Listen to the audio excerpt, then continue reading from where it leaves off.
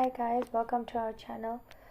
Please don't forget to like and subscribe to our videos and hit the bell icon at the bottom so you are notified when we upload a new video. So today's piece of advice is going to be based on the word decisions. When we think of our very being, we have to realize that decisions need to be made in order for us to progress.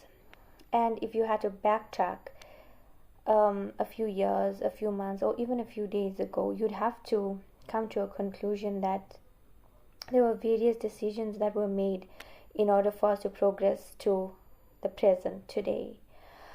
As a believer, I think it is of paramount importance to be sensitive to the still voice that lives on the inside of us. And it is even more important to understand that this voice only becomes audible when you purposely align yourself with the spirit, love, and direction of God. I think the key aspect in decision making is to always make sure that your Father is the one who is the director behind your decisions. Let me just read this to you. It comes from Romans 12:2.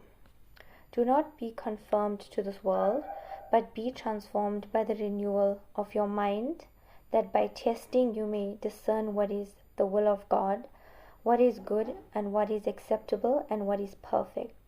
So from this scripture you can judge that your Father loves you, and that He only wants what's best for you. He spoke you into being, and He's been your sustenance to this very day. So why wouldn't you want to trust Him with your decisions? As you trust Him, you will have to make it your priority that at any juncture in your life, when you are faced in making a decision, that your Father is your first thought. Let me consult with my Father before I give my decision. By consulting your Father, you will save time. You will be in the will of God, and we need to realize that when we are in the will of God, there is nothing missing. There's nothing wanting.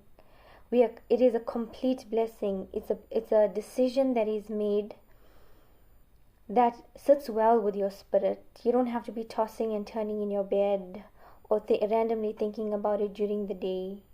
When you consult your Father, you will save yourself heartache. You will save yourself from walking down the wrong paths with the wrong people who were never supposed to be in your life. That was not the will of God. And we also need to realize when you step out of the will of God, you make decisions that are not aligned with Him. That means that in God's will, certain things, certain circumstances were not supposed to be your portion. But because you chose to rebel, you chose not to listen to your Father's voice, you chose not to consult with Him, there will be repercussions to your decisions. So why would, after hearing this, I'm sure you heard it before, why would you want to put yourself through the long, treacherous part instead of listening to your Father? It's that simple. Okay, I just want to read one more verse. It comes from Jeremiah 29 verse 11. For I know the plans I have for you, declares the Lord, plans to prosper you and not to harm you, and plans to give you hope and a future. So from reading that, you will know that Jesus only has the best plans for you, the best decisions for you, and that you can trust Him to make your decisions.